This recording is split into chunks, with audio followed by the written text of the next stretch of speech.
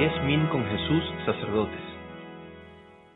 Queridos amigos, este domingo la Iglesia celebra el Domingo de Ramos y leeremos la Pasión según San Marcos, que como sabemos bien es el Evangelio más antiguo en su composición, si bien es el segundo en el canon.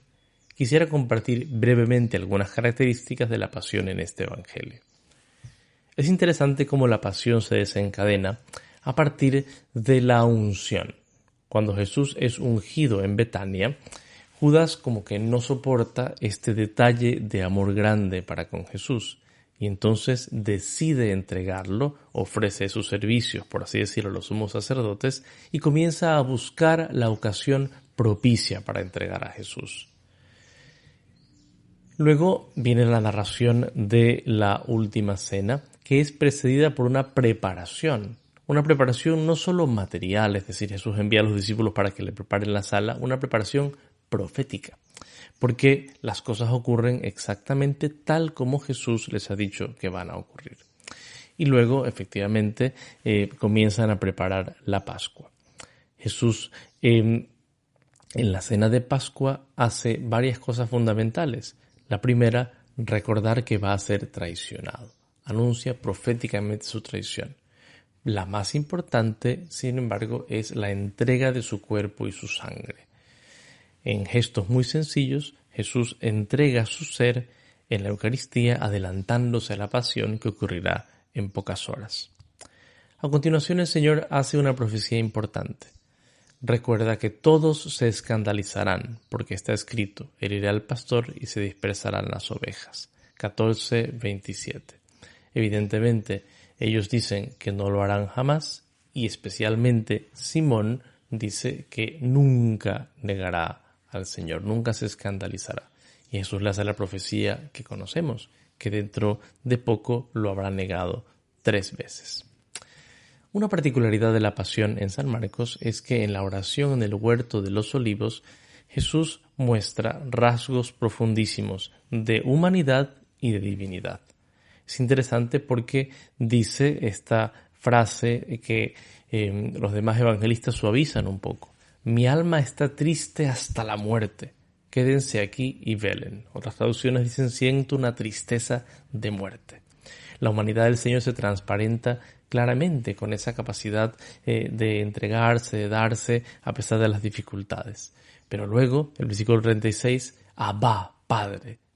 Es el lugar en todos los evangelios donde se nos transmite estas palabras directamente de la oración de Jesús con este Abba, Padre. Entonces es un momento en el que Jesús deja ver su humanidad, pero también su divinidad. Por otra parte, los discípulos no están a la altura y se quedan dormidos. Posteriormente ocurre la entrega de Judas y el prendimiento del Señor Jesús. Y comienza ya la trama más profunda, por así decir, de la pasión, ¿no? Llevan a Jesús hasta la casa del sumo sacerdote y aquí se da un paralelismo muy interesante entre la confesión de Jesús, que confiesa claramente quién es, a pesar de lo que eso significa para él. Le pregunta al sumo sacerdote, ¿no? ¿Eres tú el Mesías, el Hijo de Dios bendito? Después de las falsas acusaciones, y él lo responde sin miedo, yo soy. Y además añade la característica divina de este Mesías. Verán al Hijo del Hombre sentado a la diestra del poder, venir sobre las nubes del cielo. Sin embargo, afuera de la casa del sumo sacerdote se encuentra Pedro, que nos dice el Evangelio claramente está calentándose. Jesús está siendo abofeteado mientras Pedro se está calentando. Y Jesús ha dicho claramente quién es. Pedro niega.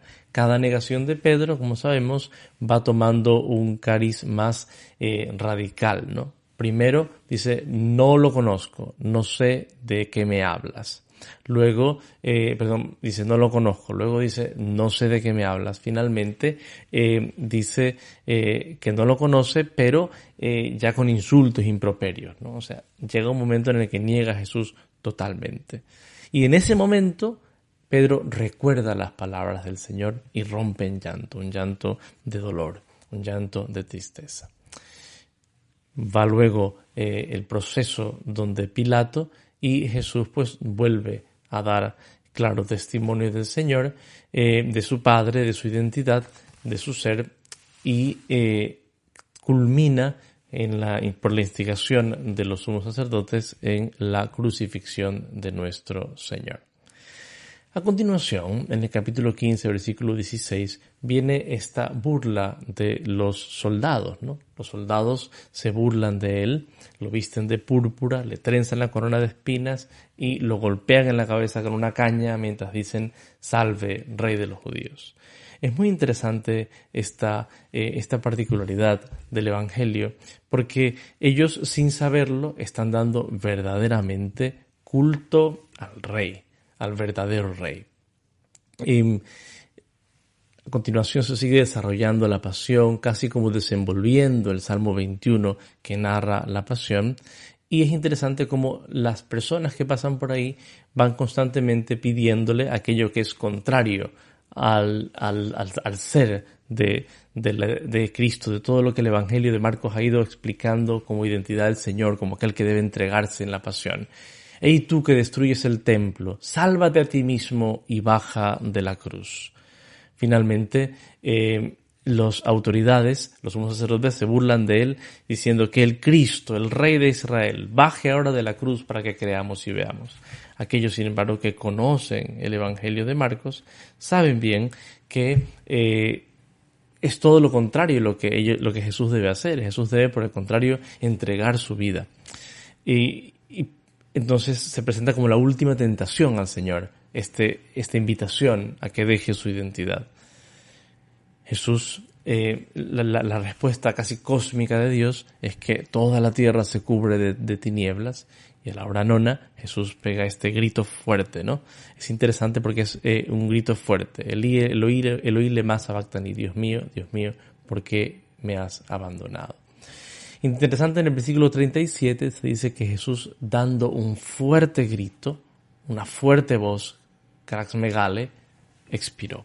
Es decir, que Jesús no muere simplemente de cansado, muere entregando la vida con fuerza, con un grito de entrega, se da completamente.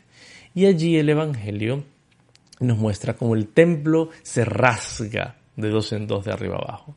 En el Evangelio de Marcos se habían rajado los cielos cuando Jesús se bautiza. Ahora se rasga el velo del templo, indicando que la presencia de Dios, que estaba confinada en el Santo de los Santos, una vez que el Señor ha dado su vida por entero, se rasga el velo del templo y esa presencia sale. Así como todo el contenido del cielo bajó cuando Jesús se bautiza, por así decir, ahora toda la gloria de Dios que estaba encerrada en el Santo de los Santos sale porque Dios ha dado la entrega total de su vida y se ha entregado definitiva y totalmente. Y el punto máximo de la pasión es el versículo 39, cuando el centurión dice: verdaderamente este hombre era hijo de Dios. Es el punto máximo, el culmen de todo el Evangelio de Marcos. ¿Por qué? Porque recordemos que el Evangelio de Marcos está formado como en dos partes, ya lo dice el título, ¿no? Inicio del Evangelio de Jesús, el Cristo, el Mesías, el Hijo de Dios. A mitad del Evangelio, en el capítulo 8, a Jesús se le reconoce por Pedro como el Cristo. Tú eres el Cristo, el Mesías. Y ahora en el capítulo 15 se le reconoce como el Hijo de Dios. Solo se puede reconocer la verdadera identidad de Jesús en la cruz, cuando se entrega totalmente por nosotros. Que nosotros también, al contemplar a Cristo crucificado, sepamos reconocer su identidad, la del Hijo de Dios que ha muerto por nuestra salvación. Que Dios los bendiga.